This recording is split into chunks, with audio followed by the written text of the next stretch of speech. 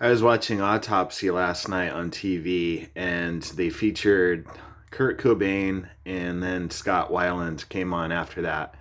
Both of these guys had troubled childhoods, and they self-medicated because they didn't want to feel what they felt on the inside. They felt empty. They had trauma, and when you have trauma, a piece of you is taken away. It's almost like a piece of your soul is taken away. And then the rest of your life, you're trying to run from those feelings. And I was thinking about that, and I was like, I'm doing the same thing they are, but I'm not doing drugs or alcohol. I'm rocking back and forth, and I'm playing with myself. Okay. And once in a while, I binge eat. But either way, we're all escaping. These are just coping mechanisms, and they should be treated like coping mechanisms. Don't be hard on yourself if you're like, I'm such an addict. If you're addicted to sex or food or whatever it is, it doesn't matter. At the end of the day, the only thing it is a coping mechanism because you don't feel adequate. My dad used to talk down to me.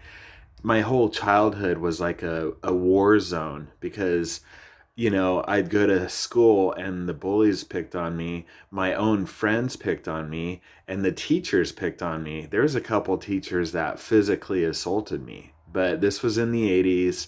It wasn't a big deal. The teachers didn't get in trouble and I didn't tell anyone. It was just a fact of life. And then when I got home, my dad would pick on me.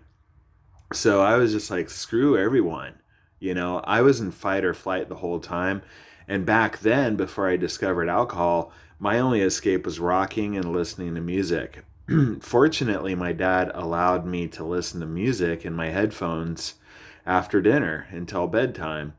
And that made me flunk out of school. When I was 17, I had to make up like 9 classes to graduate. And I was just like, screw it. I want to be a rock and roll drummer.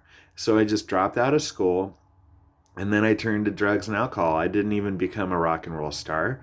And eventually I did go back and get my high school diploma, and I handed it to my dad, 2 years after the fact. But, there was still a part of me inside that wanted to please him. I still want to please my dad, and I'll be 50. I think a lot of guys, and women, they want to please their parent, one of them. And guys especially want to make their dads proud. And there's so many of these rock and roll stars that didn't even have dads. I mean, like, horrendous childhoods. I mean, Axl Rose was, his dad was this tyrannical preacher guy, that made it a very strict household, and Axl couldn't cuss and couldn't do this, couldn't do that. So when they get out on their own, they're like wild men, and then they discover sex, drugs, and rock and roll, out of Hollywood, and then you put money behind it, you can afford anything you want. Of course, it's going to be a heyday, and it's going to be a tornado. And I'm glad I didn't get famous, because if I did graduate high school, my parents were going to send me to a music school in Hollywood. I'd be on the strip right now. I'd be dead, or on Sunset Strip prostituting myself because I'm an addict. It doesn't matter what I do. I go all the way, and then I have all this guilt and shame. And so after I do something I shouldn't do, I have guilt and shame, which is the number one weapon that Satan uses against us, because God is love. God doesn't use fear or anger or make you feel guilty. All right? God is love, period. It's Satan's weapons to make you feel guilty and shame and condemned. And so if you relapse, just say, hey, I relapsed. I'll pick up the pieces. I'm going to start over. Every day you can start over. So that is autism and addiction in a nutshell. And then the autism spectrum is a whole nother ball of wax.